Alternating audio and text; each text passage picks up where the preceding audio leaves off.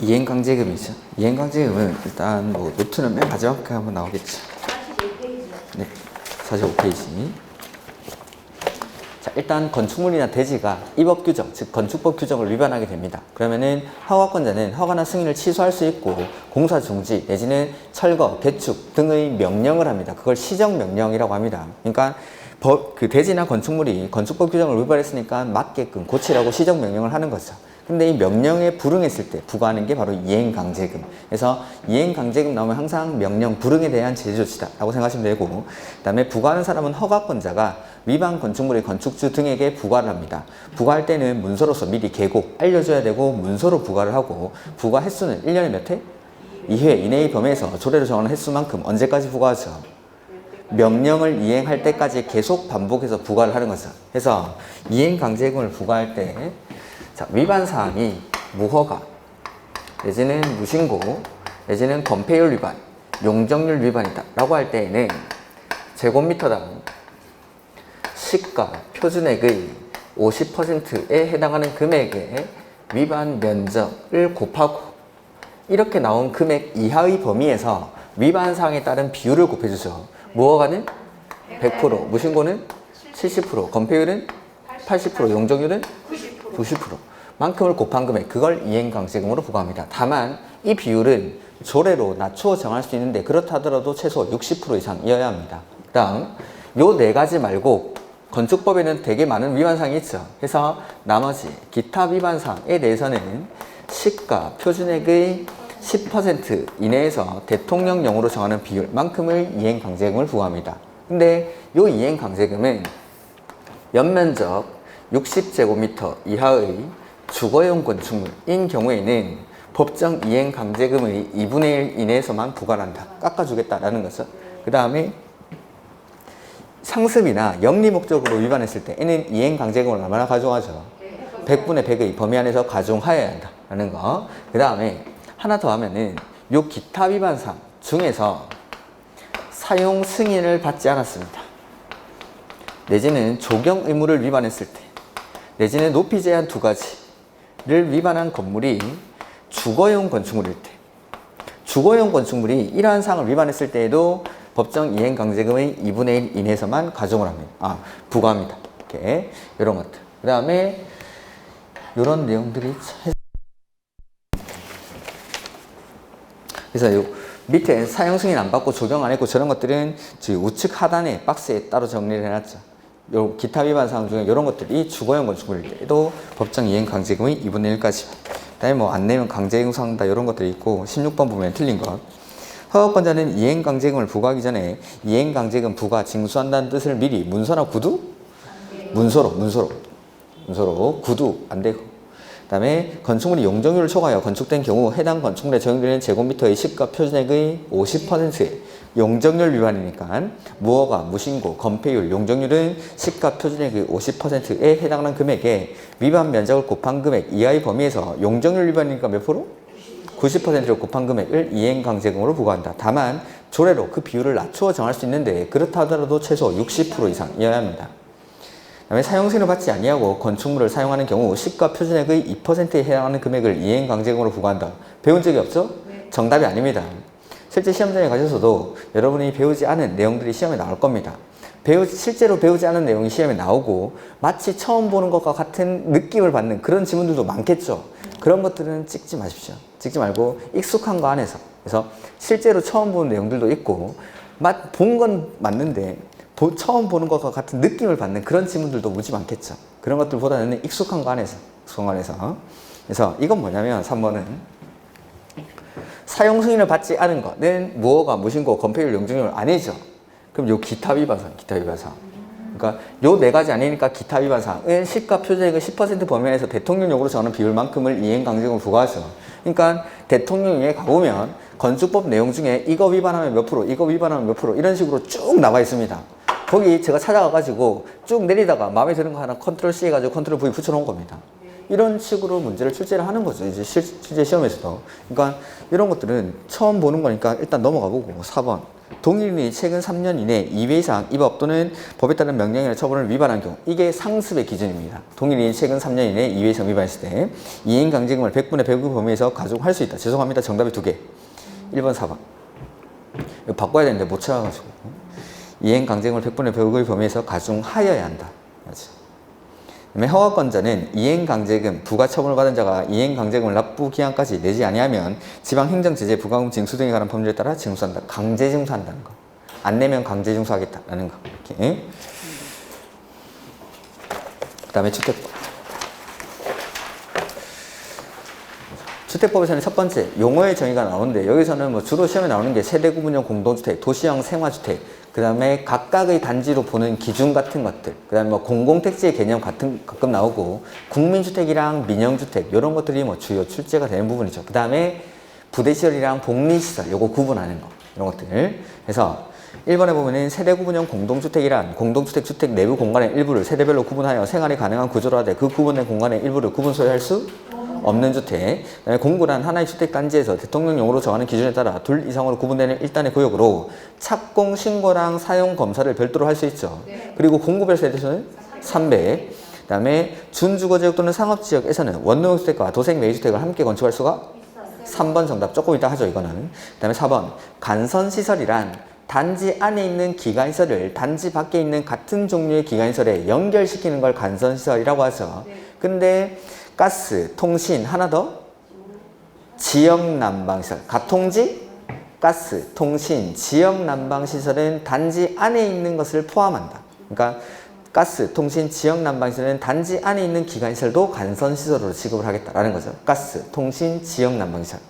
다음 각각 별개의 단지로 보는 기준은 철도, 고속도로, 자동차 전용도로, 일반도로는 20m 이상, 예정도로는 8m 이상, 그러면 12m의 일반 도로로 분리된 단지는 별개의 단지로 보는 게 아니고 하나의 단지로 해서 자 세대구분형 공동주택인데 노트는 먼저 40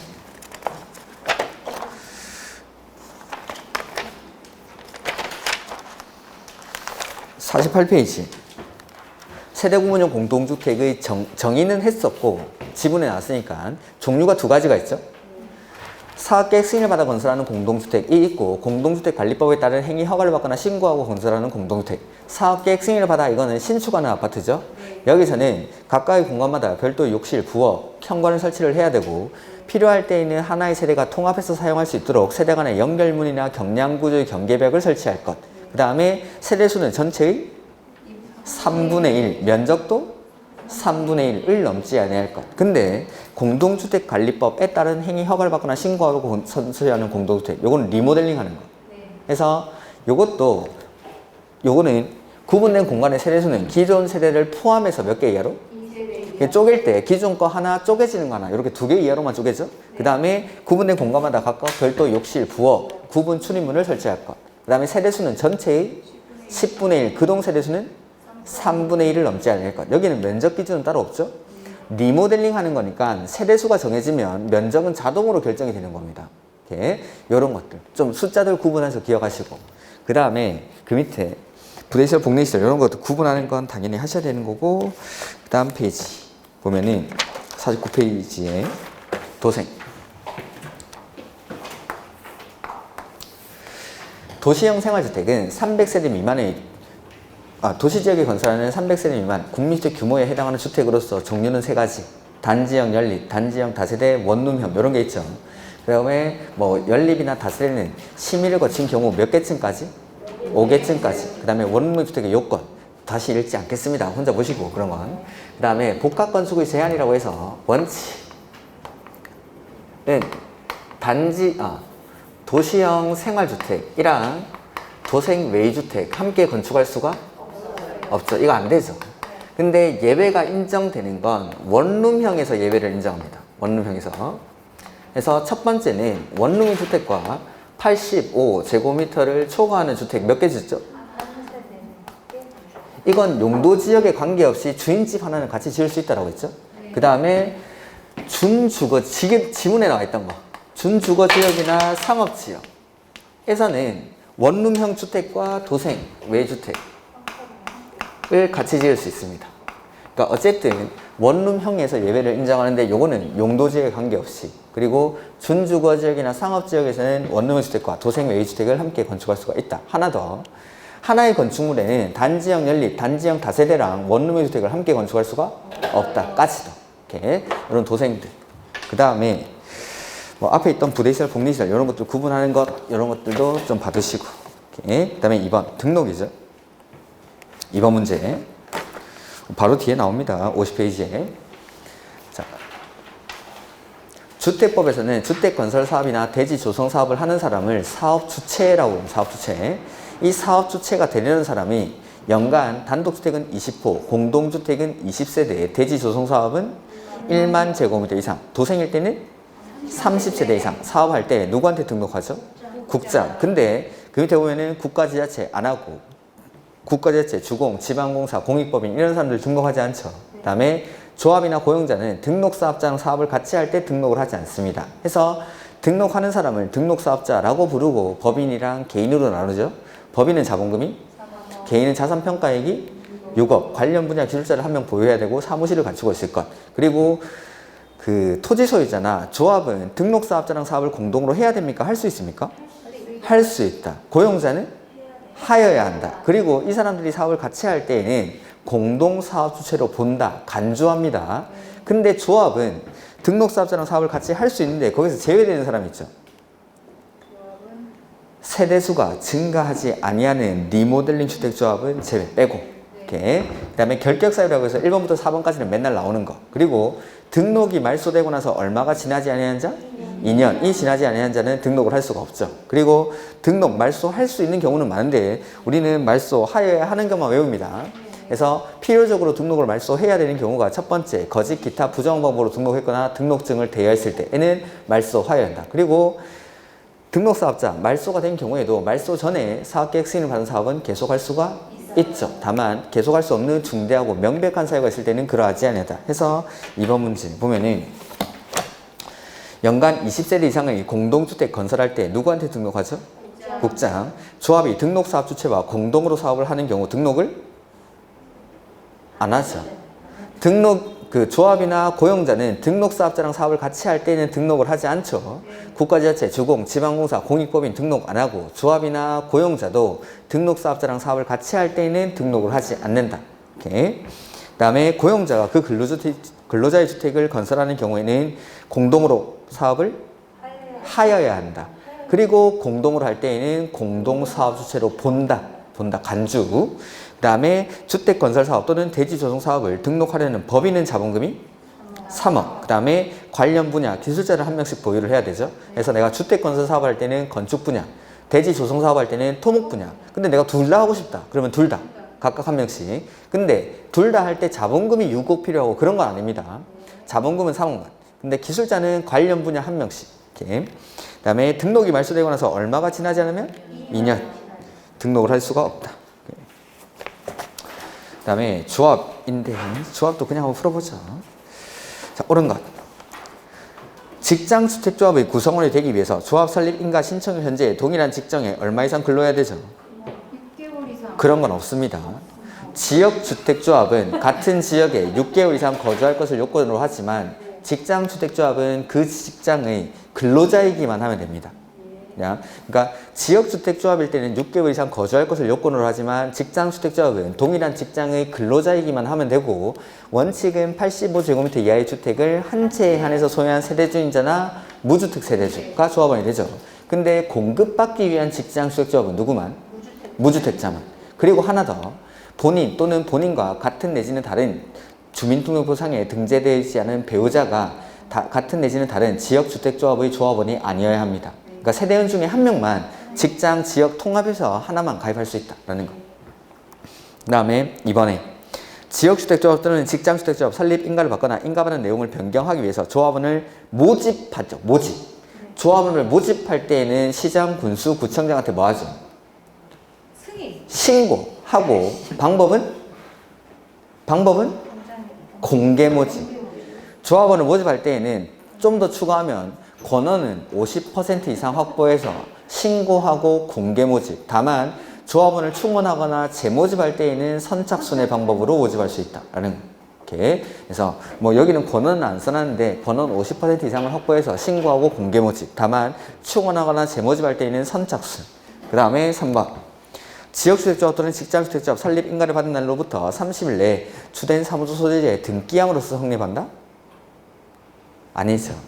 지역 직장주택조합에서는 제가 뭐 법인이란 말을 꺼낸 적이 없습니다. 다만 주택법 조합 중에는 리모델링 주택조합의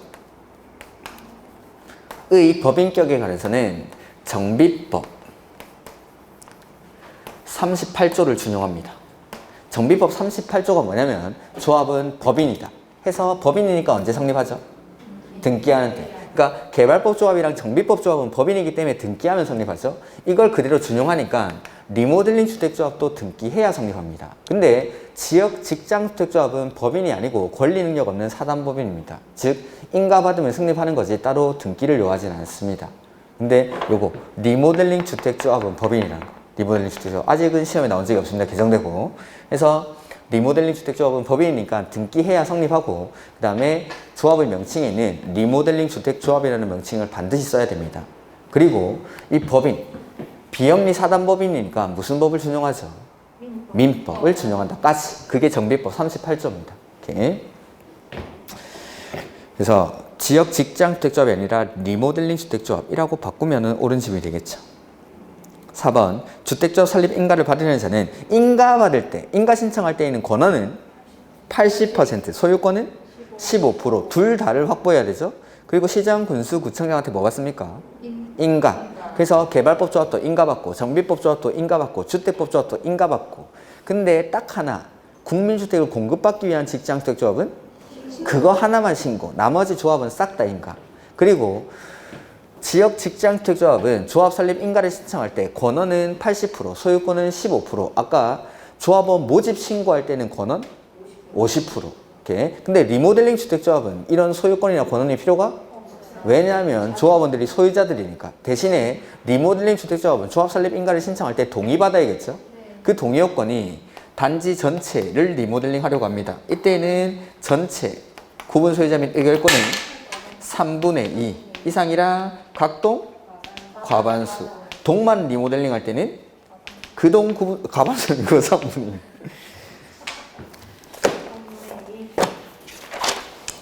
2. 조합 바로 뒤에 리모델링 나오죠. 52페이지에. 거기 표에 보면 동의요건 구분되어 있죠. 이건 조합 설립 인가 신청할 때 동의요건. 그 다음에 리모델링은 공사 시작하려면 사업계획 승인 대신 뭐 받죠? 허가. 근데 리모델링도 허가 받아야 돼. 사업계획 승인 받는 경우가 있습니까? 증가하는 세대수가 30세대 이상인 리모델링은 리모델링도 사업계획 승인 받습니다. 이때 자 인가 받을 때는 이 동의요건, 허가 신청할 때는 동의요건이 따로 있습니다. 뒤에 문제가 있을 건데 그때는 75%, 50%, 75% 이렇게 그 문제 풀면서 이건 다시 한번 말씀드리죠. 그래서 여기 그래서 4번 인가 신청할 때는 80% 이상의 권한을 확보하고니까 AND 소유권 15%. 그 다음에 5번에 지역주택조합, 직장주택조합 설립 인가를 받은 후에 해당 조합원을 교체하거나 신규로 가입하게 할 수가 없죠. 실체가 없기 때문에 안 된다고 했죠. 근데 실체가 생기는 시점이 사업계획 승인 후에. 사업계획 승인 신청하려면 소유권은 원칙은 100% 확보해야겠죠. 그래서 원칙은 주택건설 대지에 대한 소유권도 채 확보하지 못한 단계에서 지위만을 양도하는 건 금지하겠지만 실체가 생기고 나서는 지역, 직장, 주택조합원의 지위가 양도가 가능하다. 그래서 사업계획 승인 이후에 양도, 증여, 판결 등으로 변경됐을 때는 그 변경된 사람을 조합원으로 교체하거나 신규로 가입하게 할 수 있다. 해서 우리 노트에도 보면은 거기 51페이지에 맨 위에 있는 표에 보면은 맨 끝에 칸에 교체나 신규 가입이라고 되어 있죠. 그래서 지역 직장 주택조합은 원칙적으로 조합원을 교체하거나 신규로 가입하게 하는 게 안 되는데 예외적으로 허용되는 경우가 첫 번째 추가 모집 승인을 받는 경우. 처음에 500명 모집했는데 그 부담분이 너무 크니까 조금 더 모집하겠습니다 라고 승인 받았을 때. 두 번째는 조합원의 사망. 그 다음에 세 번째가 지금 방금 질문에 있던 사업 계획 승인 이후에는 실체가 생겼기 때문에 양도, 증여, 판결 등으로 변경됐을 때에는 가능하다. 후. 그 다음에 네 번째는 자격 상실, 탈퇴. 조합원이 탈퇴 등으로 조합원의 수가 주택 건설 예정 세대 수의 50% 미만될 때, 그 다음에 무자격자로 판명돼서 자격을 상실했을 때, 그 다음에 사업계획 승인 등의 과정에서 주택 건설 예정 세대 수가 변경돼서 조합원의 수가 주택 건설 예정 세대 수의 50% 미만일 때, 이럴 때에만 교체하거나 신규로 가입하게 할 수 있다라는 것을. 자, 좀 더 하면 이렇게 조합원을 교체하거나 신규로 가입할 때 이 충원되는 사람이 조합원의 자격 요건이 있는지를 판단할 때에는 언제를 기준으로 하죠? 조합 설립 인가 신청일을 기준으로. 자, 충원되는 사람도 조합 설립 인가 신청일을 기준으로 해라. 충원되는 사람도 처음에 모집했던 사람이랑 자격 요건이 같아진다라고 했죠. 해서 충원되는 사람이 자격 요건이 있는지를 판단할 때는 조합 설립 인가 신청을 기준으로 합니다. 충원 당시를 기준으로 하는 게 아니라, 그 다음에 이에 따른 이 충원하거나 재모집하는 것에 따른 조합원 인가 변경 신청은 사업계획 승인 신청일까지 해야 됩니다. 변경 인가 신청은 사업계획 승인 신청일까지. 이렇게 뭐 이런 내용들. 그 다음에 4번 문제 보면은 틀린 거. 주택조합 및 주택조합의 발기인은 주택조합의 업무를 대행하게 하는 경우 계약금 등 자금 보관 업무는 신탁업자에게 대행하도록 하여야 한다. 이건 옳은 질문. 그래서 조합은 조합의 업무를 여러 사람에게 여러 가지 업무를 대행하게 합니다. 조합은 모집이라든지 광고 이런 것들 여러 가지 업무들을 대신하게 할 수 있습니다. 근데 그 중에서 여기 1번 지문에 밑줄 하나 하면 자금 보관 업무. 두 번째 줄에 자금 보관 업무. 요거는 신탁업자만 대행합니다. 여러 가지 업무들을 여러 사람한테 대행하게 할 수 있는데 그 중에서 자금 보관 업무만큼은 신탁업자가. 두 번째, 이미 신고된 사업 대지와 전부 또는 일부가 중복되는 경우 조합원 모집 신고를 수리할 수 없겠죠? 그렇겠죠? 3번, 주택조합 발기인은 조합원 모집 신고를 하는 날에 가입한 것으로 보고 이 발기인은 가입 신청자와 동일한 권리 의무를 가집니다. 그 다음에 조합원은 조합 규약으로 정하는 바에 따라 조합에 탈퇴 의사를 내고 탈퇴할 수가 있고, 탈퇴를 하는 경우 비용의 환급을 청구할 수가 있죠. 제명된 조합원도 환급을 청구할 수가 있다라는 거. 그 다음에 주택조합, 조합의 설립 인가를 받은 날부터 2년이 되는 날까지 사업계획 승인을 받지 못하는 경우 총회에 거쳐 해산 여부를 결정해야 한다. 해보자. 51페이지 거기 5번에 주택조합의 해산이라는 게 나와있죠. 자, 조합원을 모집하려고 할 때에는 시장, 군수, 구청장에게 신고하고 공개 모집의 방법으로 조합원을 모집하죠. 그리고 일정 수 이상의 조합원이 모이고 나면은 조합 설립 인가를 신청합니다. 그리고 인가 받고 나서 사업, 계획, 승인을 받고 공사를 시작을 하겠죠. 이때 인가 받고 나서 사업계획 승인 신청하는 건 얼마나 해야죠?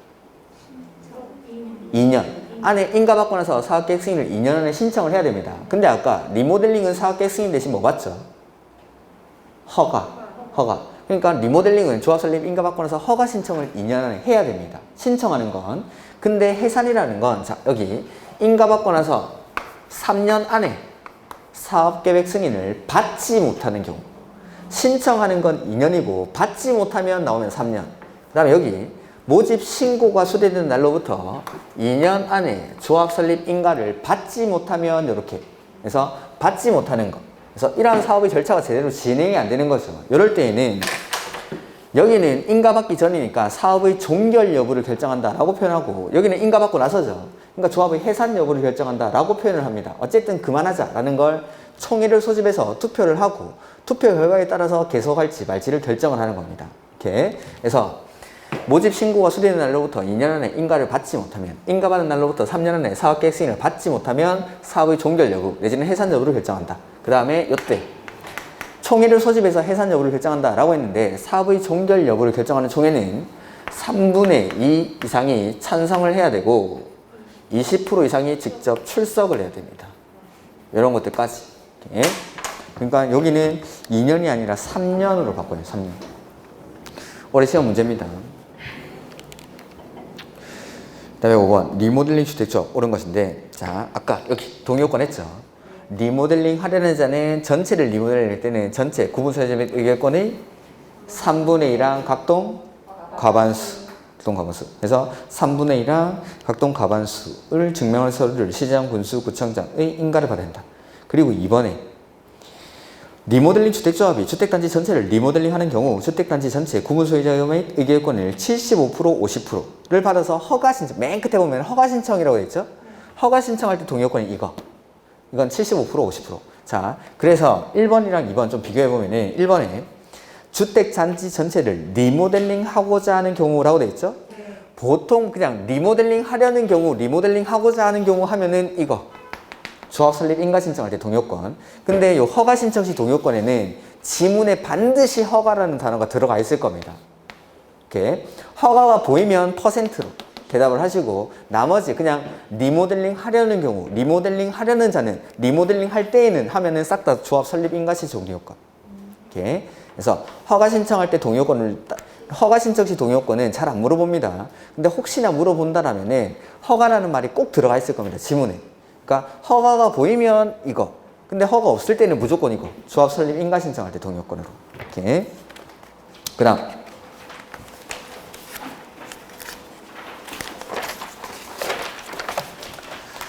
리모델링은 주택단지 전체를 대상으로 하고 동별로는 할 수 없다. 동별 동의요건 따로 있죠. 할 수 있습니다. 할 수 있는데 저는 본 적은 없습니다. 4번에 리모델링 주택조합의 조합원의 지위는 원칙적으로 양도할 수가 있습니다. 그러니까 주택조합원의 지위 양도가 금지된다는 건 지역 직장 수적을 말하는 겁니다. 근데 이 리모델링 주택조합은 소유자들이죠. 자기 소유권을 사고 팔고 하는 건 자유죠. 그 다음에 리모델링을 하기 위해서는 시장, 군수, 구청장에게 뭐 받죠? 허가. 그래서 주택법에서 주택건설 사업할 때는 사업계획 승인을 받지만 리모델링은 허가 받습니다. 근데 리모델링도 사업계획 승인 받아야 되는 경우가 있죠. 증가하는 세대수가 30세대 이상일 때. 30세대 이상일 때. 그 다음에 리모델링은 51페이지에 나오는 겁니다. 자, 1번에 보면 리모델링이란 건축물의 노후와 억제 또는 기능 향상 등을 위해서 증축 행위를 말하며 대수선은 포함되지 않는다? 그래서 대수선할 때는 얼마 경과해야 되죠? 증축할 때는? 그래서 대수선이랑 증축으로 크게 구분하는 겁니다. 대수선이랑 증축으로. 그 다음에 리모델링 하기 위해서 증축하는 경우 얼마가 경과하죠? 증축할 때는 얼마가 경과해야 되죠? 15년. 방금 했죠. 대수선 할 때는 10년, 증축할 때는 15년이 경과. 그래서 리모델링은 대수선이랑 증축으로 구분한다. 그래서 증축형 리모델링 하는 경우 증축이라는 단어 보이면 15년. 그 다음에 증축할 때 세대별 주거적 면적은 얼마까지? 30%까지 증축을 할 수 있죠. 근데 주거적 면적 85제곱미터 미만인 것들은 얼마까지? 40%까지. 40%까지. 그래서 3번에 면적 30% 이내에서 증축할 수 있는데 85제곱미터 미만인 것들은 40% 이내에서. 근데 뒤에 이 경우 공동주택의 기능 향상 등을 위해서 공용 부분에 대해서는 별도로 증축할 수가 있습니다. 4번에 세대수 증가형 리모델링의 경우 각 세대의 증축 가능한 면적을 확정한 범위 안에서 세대수가 늘어날 때는 15%. 그래서 아까 면적은 30%, 40%, 공용 부분은 별도로 증축을 할 수 있고 세대수는 15%까지. 그리고 수직으로 증축할 때 최대 몇 개층까지? 그래서 기존 건축물이 15층 이상일 때는 3개층, 14층 이하일 때는 2개층. 이 숫자들 뭐 바꿔내는 거죠. 그 다음에 그 밑에 리모델링 기본계획인데 우리가 이제 정비법에서 정비 기본계획을 배웠으면 리모델링 기본계획이 똑같습니다. 한번 비교를 해보면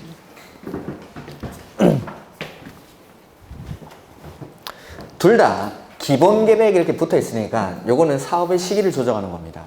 그러니까 정비사업이나 세대수 증가형 리모델링이 한꺼번에 일정한 시기에 몰려버리면은 그 지역의 주택시장이 불안정해지니까 사업을 분산시키는 거죠. 기본계획을 수립해서. 그래서 정비 기본계획은 수립하는 사람이 특별시, 광역시, 시, 정비 기본계획은 정비 기본계획. 근데 리모델링 기본계획은 특별시, 광역시, 대도시. 이게 첫 번째 차이점입니다. 이 사람들이 공통점은 몇 년 단위로 수립하죠? 10년 단위로. 재검토는 5년마다. 이건 공통점. 그 다음 이 차이점에서 나오는 게 자, 시는 구분하면 대도시랑 대도시가 아닌 시로 구분할 수 있겠죠. 대도시는 수립을 해야 되는데 대도시가 아닌 시는 원래 수립을 하죠. 원래 하니까 도지사가 인정하면 어떻게 할까요?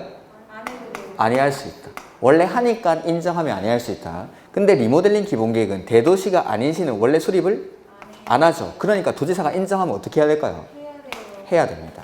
요게 차이점. 첫 번째 수립권자 차이점에서 같이 나오는 거죠. 그 다음에 여기 시에서 정비 기본계획이나 리모델링 기본계획을 수립했을 때 도지사에게 승인을 받느냐라는 겁니다. 자, 정비 기본계획은 대도시 시장은 도지사의 승인을 안 받습니다. 당연히 대도시가 아닌 시는 받고, 리모델링 기본계획은 대도시 시장도 도지사한테 승인을 받아야 됩니다. 대도시도. 그러니까 대도시가 아닌 시는 당연히 받고. 이게 두 번째 차이점. 두 번째. 그 다음, 계획을 수립하는 절차는 똑같습니다. 주민한테 의견 듣고, 그 다음에 의회한테 의견 듣고, 그 다음에 협의하고, 심의하고. 자, 이 정비 기본계획은 아마 노트는 30페이지 정도에 나와 있을 겁니다. 여기 똑같이 그려져 있을 겁니다. 거기다 리모델링 기본계획 차이점을 좀 옆에 보충하시면 되겠죠. 그래서 주민한테 의견 듣는 건 둘 다 14일.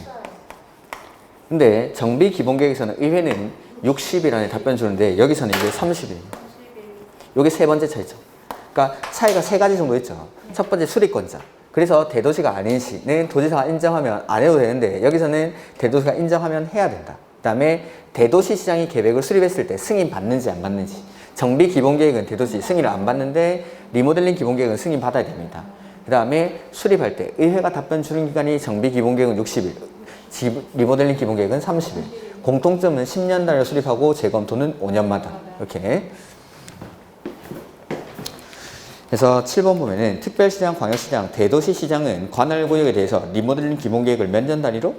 10년 단위로. 다만 세대수 증가용 리모델링에 따른 도시 과밀 우려가 적은 경우에는 안 할 수도 있습니다. 리모델링 기본계획은. 그리고 재검토는 몇 년마다? 5년마다. 3번. 대도시가 아닌 시의 시장은 세대수 증가용 리모델링에 따른 도시 과밀이나 일시시 중립이 우려돼서 도지사가 인정을 했죠. 그럼 어떻게 합니까? 해야 되죠. 해야 되고. 그 다음에 대도시 시장이 리모델링 기본계획 수립하거나 변경하려면 도지사의 승인을 받죠. 그 다음에 5번은 맨 앞에 있는 걸 시장, 군수, 구청장으로 좀 바꾸죠. 리모델링은 허가를 시장, 군수, 구청장이 합니다. 그래서 리모델링 지원센터를 설치, 운영하는 사람이 시장, 군수, 구청장. 요걸 설치를 해서 요거 도와줄 수 있습니다. 이렇게. 그래서 5번은 틀린 게 앞에 있는 거.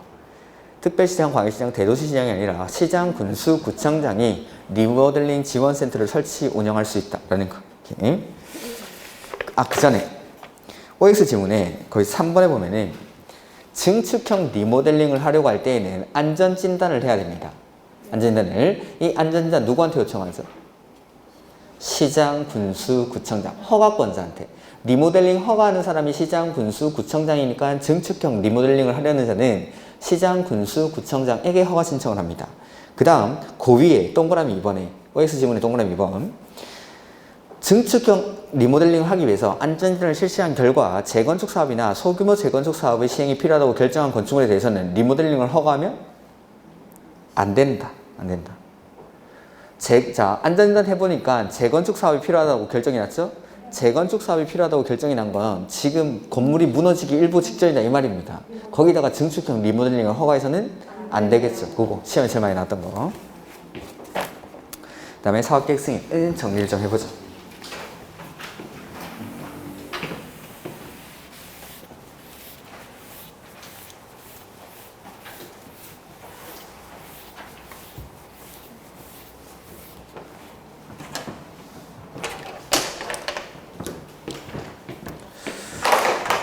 주택 건설 사업을 하는 사업 주체는 맨 처음에 등록이라는 걸 해야겠죠. 하고 나서 사업 계획 승인을 신청합니다. 그리고 나서 공사를 시작할 때에는 공사 계획을 신고해 줘야 되고요. 그 다음에 공사가 완료되면 건물 사용하려면 뭐 받아야 되죠? 사용 검사. 그래서 건축법에서는 사용 승인, 주택법에서는 사용 검사라고 하죠. 사업계획 승인에서 첫 번째, 사업계획 승인의 대상입니다. 자, 사업계획 승인을 받아야 되는 사업은 주택건설 사업에서 한 번에 짓는 건물의 개수가 단독주택은 30호, 공동주택은 30세대, 대지조성사업은 1만 제곱미터 이상. 근데 예외적으로 50호, 50세대부터 사업계획 승인 받는 게 있습니까? 그거 혼자 읽어보셔도 되겠죠, 이제? 근데 그 밑에 사업계획 승인 대상에서 제외되는 게 있습니다. 준주거지역이나 상업지역에서 300세대 미만의 주택과 주택 베이스를 동일한 건축물로 건축하는 경우로서 해당 건축물의 연면적에서 주택의 비중이 90% 미만인 거. 이건 사업계획 승인 대상에서 제외하니까 허가받는 거예요. 걱정이 되니까 자 물어보면은 자 50세대부터 사업계획 승인을 받는 건 단지형 연립이나 단지형 다세대죠. 진입도로 폭이 6m 이상, 주거전용 면적은 30제곱미터 이상인 단지형 연립이나 단지형 다세대. 그리고 셀프 방식으로 시행하는 주거환경 개선 사업에서도 50세대부터. 이렇게. 그다음에 한옥은 몇 호부터? 50호부터 한옥. 그다음에 공공택지에 해당하는 공공사업으로 조성된 용지를 개별 필지로 구분하지 아니하고 일단의 토지로 공급받아 건설하는 단독주택 이것도 50호부터. 이렇게. 그 다음에 두 번째는 사업계획 승인권자.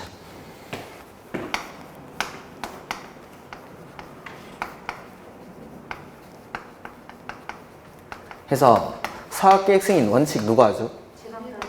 지자체장. 근데 이건 면적으로 가지고 구분하죠. 그래서 면적이 10만 이상일 때는 시, 도, 대도시. 10만 미만일 때는 특, 광, 시, 군. 특, 광, 시, 군. 그래서 10만 이상일 때는 시, 도, 대도시. 10만 미만일 때는 특, 광, 시, 군. 이게 지자체장. 원칙적인 사업계획 승인권자. 근데 예외적으로 사업계획 승인을 국장이 하는 경우가 있습니까? 첫 번째 사업 누가 하죠? 국가나 주공. 국가나 주공. 두 번째는 330만 제곱미터 이상의 택지개발 사업이나 도시개발 사업을 추진하는 지역 중 국장이 지정고시하는 지역에서 주택건설 사업을 할 때. 세 번째는 수도권이나 광역시의 긴급한 주택난 해소 내지는 지역 균형개발, 광역적 차원의 조정이 필요해서 역시 여기도 국장이 지정고시를 해야 됩니다. 2번, 3번은. 에서 주택건설 사업을 할 때. 네 번째는 국가, 지자체, 주공, 지방공사, 공공이 총 지분의 50%를 초과 출자한 위탁관리 부동산 투자회사가 사업을 할 때. 요건 사업계획 승인을 국장이 하는 경우. 국장. 그 다음 세 번째는 착공, 의무기간 및 사업계획 승인의 취소. 주택법에서 취소 나오면 싹 다 뭐죠? 할 수 있다. 아까 등록사업자 등록을 말소하여야 하는 경우 그거는 말소니까 하여야 한다인 거지 취소는 무조건 할 수 있다. 해서 승인받고 나서 착공 원칙 얼마나 하죠? 5년. 다만 정당한 사유가 있을 때는 이거 얼마 연장해 주죠? 1년. 그러니까 건축허가에서 아까 정당한 사유가 있을 때는 1년 연장했고 이것도 정당한 사유가 있을 때는 1년 연장합니다. 이렇게 안 하면 승인 어떻게 하죠? 취소할 수 있다. 취소할 수 있다. 해서 착공 의무기간, 단지 전체에 대해서 승인을 받았을 때는 승인받은 날로부터 5년 내에 공구별로 분할해서 사업을 시행하는 내용으로 승인을 받은 경우에는 최초로 공사를 진행하는 공구는 5년, 최초의 공구, 외의 공구는 2년. 최초 착공 신고로부터 2년, 그리고 1년이 연장되는 건 5년짜리만. 5년짜리만. 그리고 5년을 착공 안 하면 취소할 수 있다. 근데 최초의 공구, 외의 공구는 착공을 안 하더라도 취소할 수가 없죠. 그 다음에 대지의 소유권을 상실했거나 공사 완료가 불가능할 때에도 취소할 수가 있죠. 다만 대지의 소유권을 상실했거나 공사 완료가 불가능하더라도 분양 보증이 된 사업은 취소할 수가 없습니다. 이렇게 요게 착공 의무이랑 취소 사유. 그 다음에 네 번째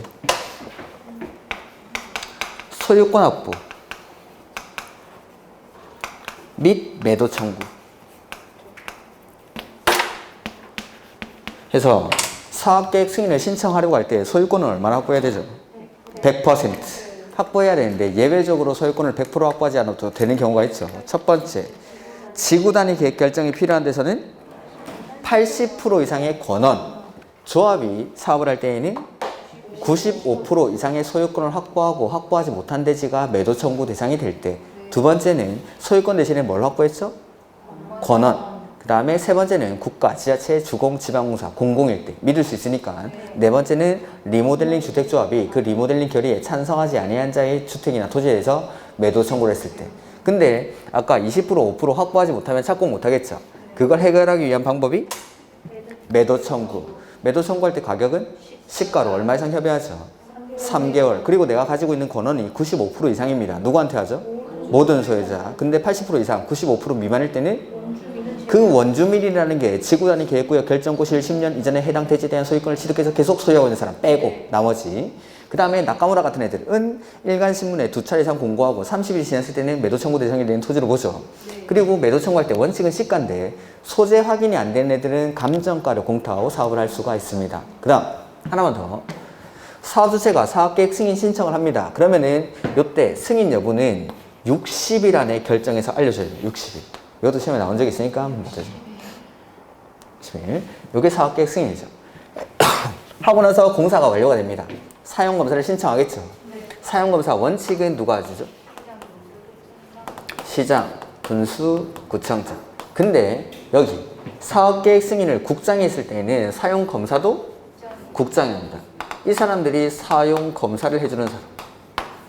자, 이 사용검사는 사업주체가 15일 조금 있다가 사업주체가 신청을 해야 되는데 이 사업주체가 파산했거나 정당한 사유 없이 신청을 하지 않는 거죠.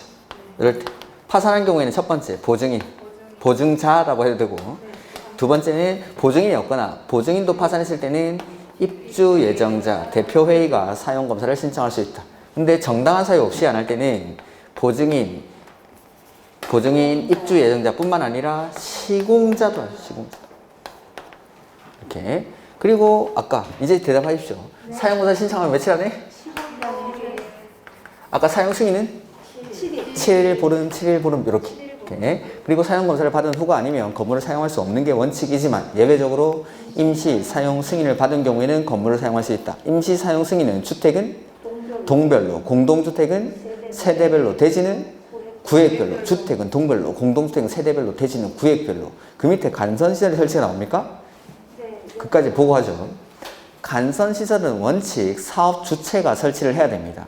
근데 단독주택은 100호, 공동주택은 100세대, 대지 조성사업은 16,500제곱미터 이상의 사업을 할 때에는 도로나 상하수도는 지자체, 전기, 통신, 가스, 지역난방시설은 공급하는 자, 우체통은 국가가 자기 비용으로 사용검사 신청일까지 설치를 해야 됩니다. 근데 이때 도로나 상하수도는 지자체가 설치했죠? 근데 지자체는 돈이 없을 수도 있으니까 국가가 50%까지 보조할 수 있습니다. 그리고 이 설치 의무자들이 사용검사일까지 설치를 해야 되는데 설치를 못할 특별한 사유가 있을 때에는 사업 주체가 직접 설치하고 비용 상환을 요구할 수 있습니다. 그때 상환 기간은 사용검사일로부터 3년 이내로 합니다. 비용 상환 요구 기간은. 자, 문제 한번 보면은 8번에 옳은 것. 주택 건설 사업 또는 대지 조성 사업으로 해당 대지 면적 10만 제곱미터 이상일 때에는 사업계획 승인을 시, 도, 대도시 10만 이상일 때는 시, 도, 대도시 10만 미만일 때는 특, 광, 시, 군.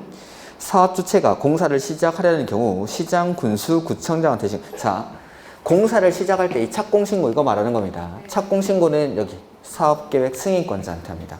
사용검사를 시장, 군수, 구청장한테.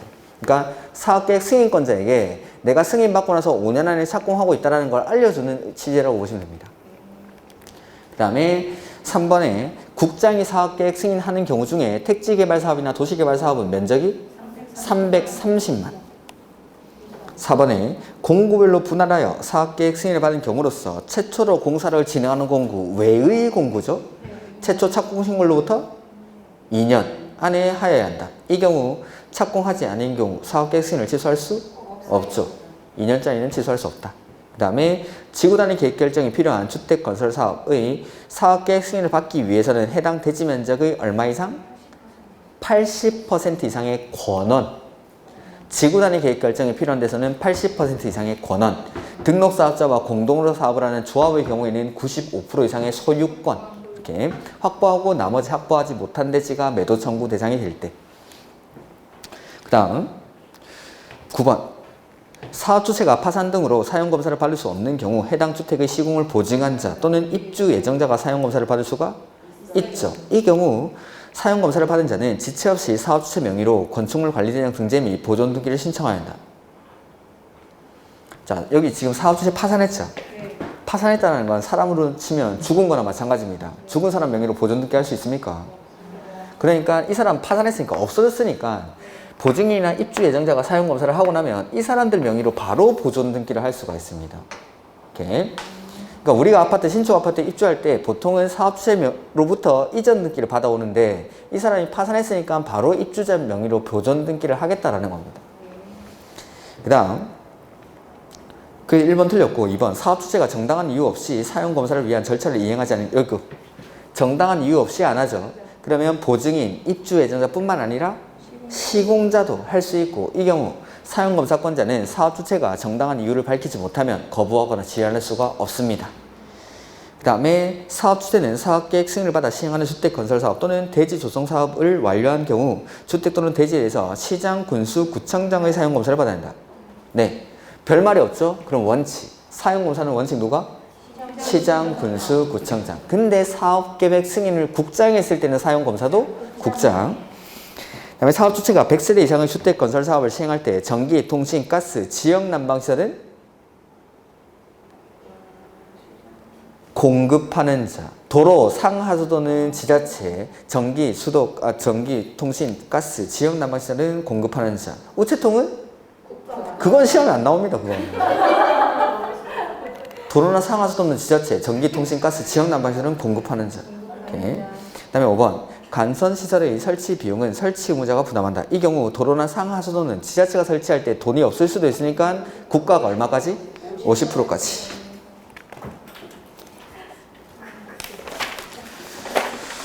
그 다음에 주택건설용 토지의 취득이라는 게 나오는데, 자, 국가나 지자체는 자신의 토지를 매각하거나 임대하려고 할 때 원칙은 경쟁 입찰을 해야 됩니다. 근데 일정한 사유가 있을 때는 그 사람들에게 우선적으로 매각하거나 임대할 수 있습니다. 그 노트는 56페이지에 나옵니다. 첫 번째는 국민주택 규모의 주택을 얼마 이상? 50% 이상.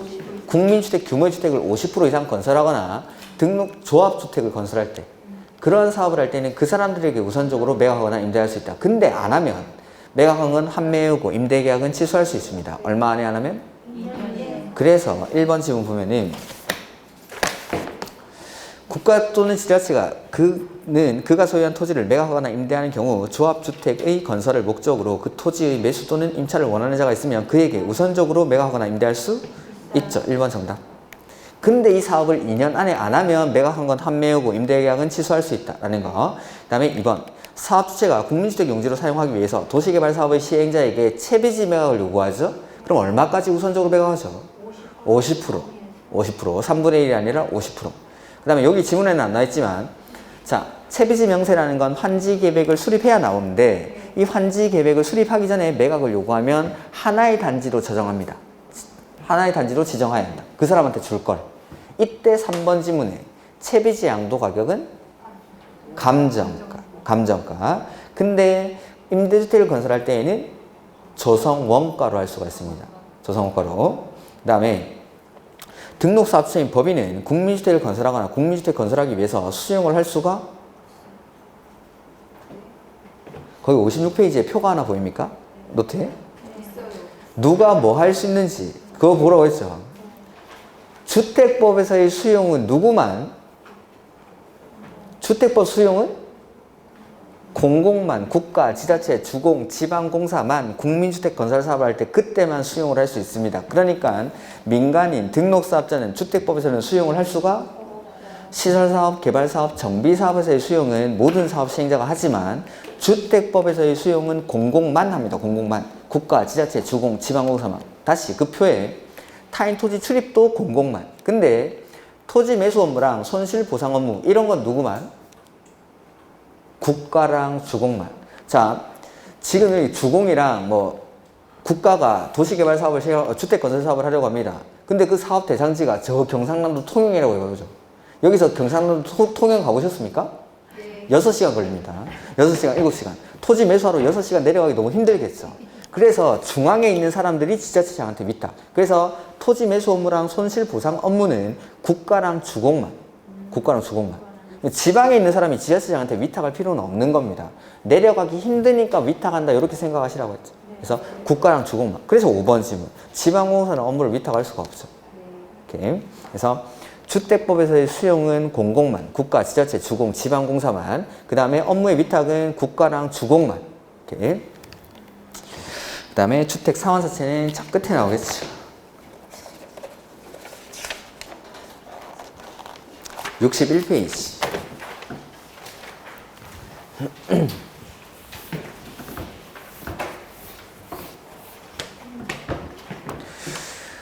주택 상환사채는 누가 발행하죠? 한국토지주택공사랑 등록사업자가 발행합니다. 그리고 주택 상환사채 발행할 때에는 누구한테 승인받죠? 국장의 승인을 받아야 되고, 주공은 승인받고 그냥 발행하면 되지만 등록사업자는 발행할 때 요건이 필요합니다. 첫 번째, 자, 등록사업자는 법인이랑 개인이 있었는데 그 중에 누구만? 회사가 발행하는 채권이니까 법인만. 자본금은 5억 이상이어야 하고 건설업 등록을 한 자이어야 합니다. 건설업 등록을 한 자. 그리고 최근 3년간 연평균 건설 실적이 300호, 300세대로 나와도 관계없습니다. 이상일 것. 그리고 발행 규모는 최근 3년간 연평균 건설 실적 이내에서만 발행을 할 수가 있습니다. 그리고 등록사업자, 법인은 민간이죠. 그래서 채권 발행하려면 뭐 받아야죠? 보증을 받았으니까 등록이 말소된 경우에도 채권의 효력에는 영향을 미치지? 그리고 채권 발행할 때에는 액면가 그대로 발행할 수도 있고 할인의 방법으로 발행할 수도 있습니다. 그리고 주택 상환사채는 상환자 들어가니까 무슨 증권이죠? 김영식. 그래서 원래 주택 상환사채는 원칙적으로 양도가 안 됩니다. 나중에 그 공급질서 교란행위에 보면은 양도가 금지되는 증서나 지위에 요게 들어가 있습니다. 그러니까 주택 상환세는 원칙적으로 양도가 안 되는데 예외적으로 전매 가능 사유에 해당하면 전매를 할 수 있습니다. 이때 이전하려고 할 때 명의 변경은 취득자의 성명과 주소를 어디에다가? 원부에 기재일 곳을 요청해야 되고, 대항력을 취득하기 위해서는 취득자의 뭐를? 성명. 여기서는 주소는 따로 요구하지 않습니다. 어디에? 채권에 기재하지 아니하면 발행자 및 제3자에게 대항할 수 없다. 이렇게. 그 다음에 상환기간은 얼마를 초과할 수 없죠? 3년.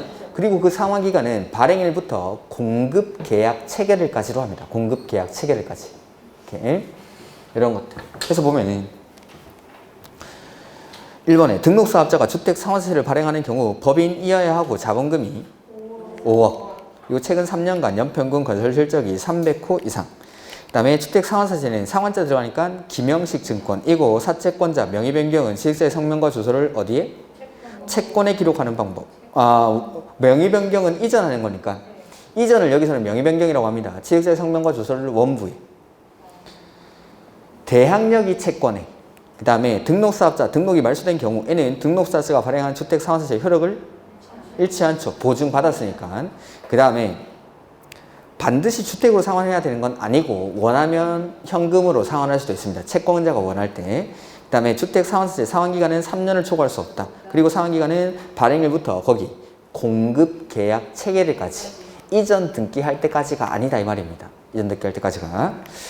그 다음에 거기 혹시 노트에 보면은 고비에 사용검사 후 매도 청구라는 게 있겠죠?